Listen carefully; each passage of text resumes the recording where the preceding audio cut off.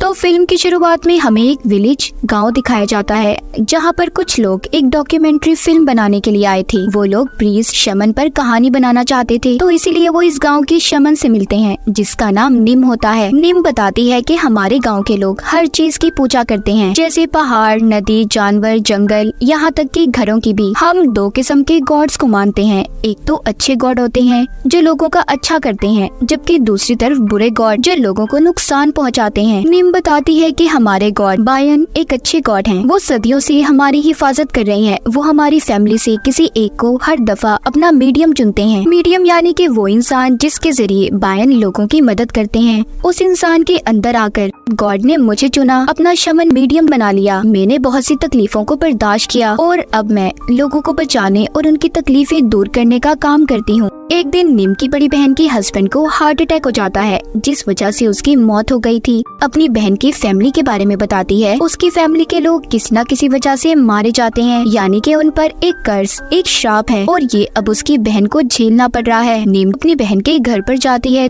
अब क्योंकि इसकी बहन की फैमिली में सब मर चुके थे, बचे थे तो सिर्फ उसकी बहन और बहन की बेटी जिसका नाम मिंक होता है। मिंक का रवैया निम को बिल्कुल अच्छा नहीं लगता, क्योंकि उसे बात बात पर गुस्सा जाता था। एक रात जब निम मिंक को आवाज देती है, उसे बुला रही थी, मगर मिंक उसे कोई जवाब नहीं देती। तभी निम की नजर मिंक पर जाती है, जो लगातार एक अंधी बूढ़ी औरत को घूर रही थी। जब सुबह होती है तो ये सब लोग देखते हैं उस बूढ़ी औरत की मौत हो चुकी थी। ये सब देखकर निम को अपनी बहन की बेटी मिंक के अंदर कुछ अजीब लग रहा था, इसीलिए अगले दिन वो दोबारा अपनी बहन के घर आती है और मिंक के कमरे से कुछ ढूंढने लगी थी। तो तलाशी लेने पर उसे मिंक की अलमारी से कुछ ऐसा सामान मिलता है जिससे भूत प्रेत से बचा जा सकता था। तभी अचानक से मिंक आ गई थी, जिसने उनसे वो सारा सामान ले लिया था और उन्हें यहाँ से जाने का कहती है। ये सब देखकर निम अपनी बहन से पूछती है कि आखिर तुम्हारे घर में चल क्या रहा है, बताओ मुझे, कुछ तो गड़बड़ है। जिस पर उसकी बहन जवाब देती है कुछ नहीं, और निम को अपने घर से जाने का कहती है। और अब निम अपनी बहन के घर से वापस आ गई थी। डॉक्यूमेंट्री की टीम निम से पूछती है आखिर मिंक के कमरे में भूत प्रेत को भगाने का सामान क्यों था। निम कहती है इस बारे में मैं भी कुछ नहीं जानती। निम बताती है कि मुझसे पहले हमारे गॉड ने मेरी बड़ी बहन को अपने लिए चुना था, मगर वो शमन नहीं बनना चाहती थी, इसलिए वो यहाँ से भाग गई। अब हमें मिंक की मॉम दिखाई जाती है, जो मीट गोश्त बेचने का काम क्या करती थी। उनके पास जब डॉक्यूमेंट्री की टीम आती है और पूछती है कि जब आपको बायन गॉड ने अपना शमन बनाने के लिए चुना तो क्या हुआ, वो बताती है जिसके बाद मुझे हर वक्त सर में दर्द रहने लगा, मैं बहुत ज्यादा कमजोर हो गई थी। तब जब मैंने शमन बनने से इनकार कर दिया और वहाँ से भागकर क्रिश्चियनिटी को चुना, तब मैं बिल्कुल ठीक हो गई। अब डॉक्यूमेंट्री की टीम पूछती है अगर गॉड ने अगला मीडियम निम के बाद आपकी बेटी मिंक को चुना तो क्या करेंगे, जिस पर मिंक की मॉम को गुस्सा आ गया था और वो उस टीम को वहाँ से जाने का कहती है। अब हमें मिंक दिखाई जाती है, जिसकी बच्चों की तरह हरकतें बढ़ती जा रही थी। एक दिन तो वो बहुत ज्यादा शराब पीकर अपनी ऑफिस में आकर सो जाती है, जहाँ पर वो काम क्या करती थी। जब सुबह होती है तो ऑफिस के लोग आकर उसे जगाते हैं, मगर उसकी हालत बहुत खराब थी, उसका बहुत खून निकलने लगा था। जब इस हालत में मिंक अपने घर जाती है तो उसकी मॉम भी ऐसी हालत देखकर परेशान हो गई थी। मिंक की मॉम अपने भाई से जब बात करती है और सब कुछ बताती है, तो उनका भाई कहता है मुझे लगता है मिंक के साथ ये सब कुछ इसलिए हो रहा है, हमारे गॉड उसे अपना अगला मीडियम चुनना चाहते हैं, तुम्हें इस बात की इजाजत दे देनी चाहिए। उधर मिंक के बॉस ने भी उसे ऑफिस से निकाल दिया था, क्योंकि मिंक रोजाना ऑफिस बंद होने के बाद वहाँ पर जाकर गलत हरकतें क्या करती थी, जिसका पता बॉस को कैमरा रिकॉर्डिंग में चलता है। मिंक भी अब इन सब चीजों से बहुत ज्यादा तंग आ चुकी थी। एक दिन तो मिंक खुद को मारने की भी कोशिश करती है, मगर जल्द ही उसकी मॉम ने उसे देख लिया था और बचाकर हॉस्पिटल ले आती है। जब निम हॉस्पिटल में मिंक से मिलने आती है तो निम की बहन उसे बताती है कि मिंक के साथ सब कुछ वही हो रहा है जो तुम्हारे और मेरे साथ हुआ था, जब हमारे गॉड ने हमें शमन बनाने के लिए अपना मीडियम चुना था। सब बातें सुनकर निम कहती है नहीं, ये बायन गॉड की आत्मा नहीं बल्कि कोई बुरी ताकत है जिसने हमारी मिंक पर कब्जा कर लिया है। इन सब बातों के बारे में और पता करने के लिए निम दोबारा से अपनी बहन के घर पर जाती है, तो उसे वहाँ पर आकर एक और बात पता चलती है। जैसे कि हमें कहानी के शुरू में बताया गया था, निम की बहन की फैमिली के लोग बेवजह मारे जाते थे, तो यहाँ पर निम को पता चलता है कि उसकी बहन के बेटे की मौत किसी हादसे की वजह से नहीं बल्कि उसने अपनी जान खुद ली थी। अब ये उस जगह पर जाती है जहाँ पर इसकी बहन के बेटे ने खुद को मारा था। ये उस जगह पर जाकर उसकी आत्मा को बुलाकर पूछती है कि तुम अपनी बहन को क्यों तंग कर रहे हो, मगर वहाँ से उसे कोई जवाब नहीं मिलता। तभी निम वहाँ पर अब रिचुअल जादू करने लगती है। उधर दूसरी तरफ निम की बहन अपनी बेटी मिंग को एक प्रीस्ट के पास ले जाती है और पूजा करवाने लगती है। तभी वहाँ पर निम आ गई थी, जो सब चीजों को रोक कर कहती है, तुम जानती भी हो तुम क्या करने वाली थी। ये सब देखकर मिंग को गुस्सा आ गया था। वो वहाँ से भाग जाती है। वो भाग कर न जाने कहाँ चली गई थी। सब लोग उसे बहुत ढूंढते हैं मगर उसका कहीं पर पता नहीं चलता। जिसके बाद मिंग की मॉम अपने भाई को लेकर पुलिस स्टेशन उसकी रिपोर्ट लिखवाने जाती है। निम अपनी बहन से कहती है कि उसने बायन गॉड को ठुकराकर क्रिश्चियनिटी को अपने लिए चुना था, तो क्या पता हमारे गॉड तुमसे नाराज हो, तुम्हें उनसे माफी मांग लेनी चाहिए, जिससे सब कुछ ठीक हो सकता है। क्या पता तुम्हारी बेटी भी ठीक हो जाए। निम की बहन उसकी बात को मानकर गॉड से माफी मांग लेती है। अब निम दोबारा से मिंग के कमरे की तलाशी लेती है, जहाँ पर उसे बहुत सा गंदा सामान मिला था और इसी की वजह से मिंग का दिमाग गलत काली ताकतों ने कंट्रोल में किया था। अब इस सारे सामान को लेकर निम उसी जगह पर रिचुअल जादू करती है जहाँ पर उसकी बहन के बेटे ने अपनी जान दी थी। वहीं पर दूसरी तरफ मिंग की मॉम को पुलिस बताती है कि मिंग ने भागकर एक कैब गाड़ी बुक करवाई थी और खुद को एक सुनसान जंगल के रास्ते में छोड़ने का कहा। वो गाड़ी का ड्राइवर जब उसे छोड़कर जाने लगा तो उस जगह पर हर जगह मिंग ही दिखाई दे रही थी और ये सब कुछ उस गाड़ी के कैमरा में रिकॉर्ड था। एक रोज अब मिंग के भाई की आत्मा से निम की बात होती है, जो बताता है कि इन सब के पीछे उसका कोई हाथ नहीं है। साथ ही वो ये भी बताता है कि अभी इस वक्त उसकी बहन मिंग कहाँ पर होगी। जब निम बताए हुए पते पर जाती है तो वहाँ पर उसे जंगल के दरमियान एक सुनसान घर दिखाई देता है। जब उस घर के अंदर जाती है तो वहाँ पर मिंग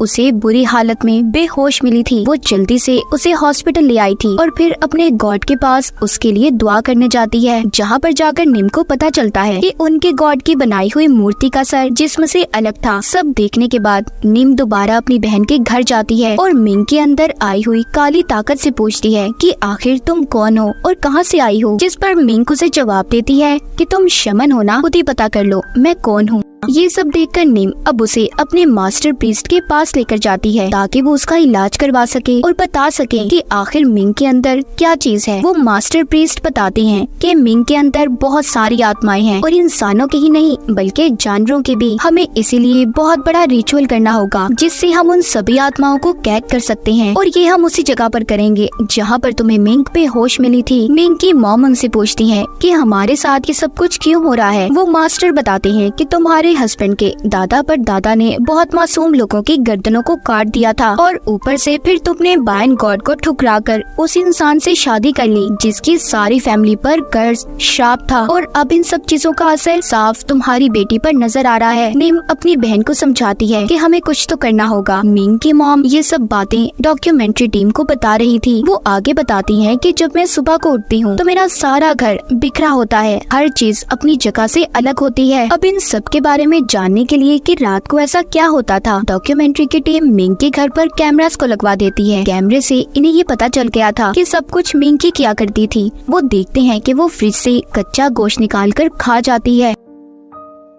एक रात तो मिंग अपनी मॉम के भाई के बच्चे को उठाकर खेतों में ले गई थी मगर जल्दी उन्हें वो बच्चा तो नीचे गिरा हुआ मिल गया था। तभी अचानक से मिंग आकर अपनी मॉम के भाई पर चाकू से हमला कर देती है। तभी यहाँ पर कैमरामैन और उसकी मॉम आकर अपने भाई को बचा लेती हैं। इस तरह कई दिन गुजर जाते हैं। निम भी अब अपनी बहन से मिलने नहीं आई थी। जब निम की बहन उसके घर जाकर देखती है तो वो निम को बिस्तर पर मरा हुआ देखती है, जिसके बाद निम का फ्यूनरल किया जाता है। निम की बहन मास्टर प्रीस्ट से पूछती है कि अचानक से ऐसे निम की मौत कैसे हो गई, मगर मास्टर प्रीस्ट कहते हैं कि इस बारे में तो मैं कुछ भी नहीं जानता। निम की मौत का राज किसी को भी नहीं पता चलता। तब मास्टर प्रीस्ट कहते हैं कि हमने जो रिचुअल जादू करने का दिन मुकर्रर किया था उसी दिन हमें ये रिचुअल करना होगा। अब रिचुअल उसी सुनसान घर में शुरू किया जाता है। इन्होंने सारी आत्माओं को एक मटके में जमा कर जलाना था और मिंग को इन्होंने तब तक उसके घर में ही कैद करना होगा जब तक रिचुअल खत्म ना हो जाए। ये उसके कमरे के दरवाजे पर कुछ लिखकर चिपका देते हैं जिससे वो दरवाजा न खोल पाए और बाकी के लोगों को भी दरवाजे को खोलने से मना करते हैं, चाहे मिंग किसी भी हालत में क्यों ना हो। दूसरी तरफ रिचुअल किया जा रहा था। मिंग की मॉम के अंदर सभी आत्माओं को बुलाकर एक मटके में कैद कर लिया जाता है, जबकि उधर घर में मिंग के कमरे से किसी बच्चे के रोने की आवाज आ रही थी। कैमरामैन उसकी मॉम के भाई की वाइफ को बहुत समझाता है कि अंदर तुम्हारा बच्चा नहीं है, वो बाहर है, महफूज है, पर एक बात भी नहीं सुनती और दरवाजे को खोल देती है। तभी मिंक ने आकर उस पर हमला कर दिया था, वो उसे मार देती है। इसका मतलब ये सिर्फ उन आत्माओं की चाल थी जो मिंक के अंदर होती हैं। अब वो बाहर आ चुकी थी। मास्टर प्रीस्ट जब रिचुअल खत्म करके आत्माओं को कैद करके मटके में ले जा रहे थे तो वो भी सीढ़ियों से नीचे गिर जाते हैं, जिस वजह से उनकी भी मौत हो गई थी और वो मटका भी टूट जाता है, जिससे सभी आत्माएं दोबारा से आजाद हो चुकी थी। अब वो आत्माएं उन सभी लोगों के अंदर चली जाती हैं जो मास्टर के साथ रिचुअल कर रहे थे। वहाँ पर एक आदमी कैमरामैन को भी मारकर उसे कच्चा चबाकर खा जाता है। दूसरी तरफ दिखाया जाता है मिंक भी अब आजाद हो चुकी थी। उसके अंदर की खतरनाक आत्माएं उसकी मॉम के भाई के बच्चे को जिंदा खा जाती हैं और फिर मिंक ने उस कैमरामैन को भी मार दिया था जो उसके घर में था। उधर रिचुअल की जगह पर मिंक की मॉम भी जोर जोर से हंसने लगी थी और अपने भाई से कहती है कि मुझे बायन गॉड का इशारा मिला है, मैं सब कुछ ठीक कर लूंगी। वो बहुत सी अगरबत्तियों को उल्टा लगाकर कुछ पढ़ने लगती है, जिससे वहाँ पर सभी लोग पागल हो गए थे और एक दूसरे को मारने लगते हैं। तब यहाँ पर मिंक भी आ गई थी। उसकी मॉम अपनी बेटी के सर पर हाथ रख के पूछती है कि बताओ तुम लोग कौन हो और मेरी बेटी के पीछे क्यों पड़े हो। तभी मिंक के अंदर से आवाज आती है कि कोई भी नहीं बचेगा। उसने अपनी मॉम को भी तेल डालकर जिंदा जला दिया था। अब बस आखिर में इस डॉक्यूमेंट्री को रिकॉर्ड करने वाला कैमरामैन बचा था, उसे भी मिंक मार देती है, जिस वजह से उसका कैमरा नीचे गिर गया था। उसके कैमरा में आखिरी रिकॉर्ड वीडियो के मुताबिक हमें दिखाया जाता है कि निम जब बायन की पूजा कर रही थी तो अचानक से उसने थाली को नीचे गिरा दिया था। जब कैमरामैन पूछता है क्या हुआ तो वो बताती है कि मुझे अब लगता है बायन उसके साथ नहीं है, क्योंकि मैं एक श्रापित फैमिली की मदद कर रही हूँ और उस फैमिली की जो बायन को ठुकराकर चली गई थी, क्योंकि वो जान चुकी थी वो उनसे नाराज होकर जा चुके हैं। तभी उसे मूर्ति टूटी हुई मिली थी। निम जान गई थी कि बहुत कुछ गलत होने वाला है, अब वो किसी की भी मदद नहीं कर सकती, इसीलिए उसने कुछ खाकर अपनी जान दे दी। और इसी हॉरर एंडिंग के साथ इस फिल्म की कहानी भी यहीं पर खत्म हो जाती है।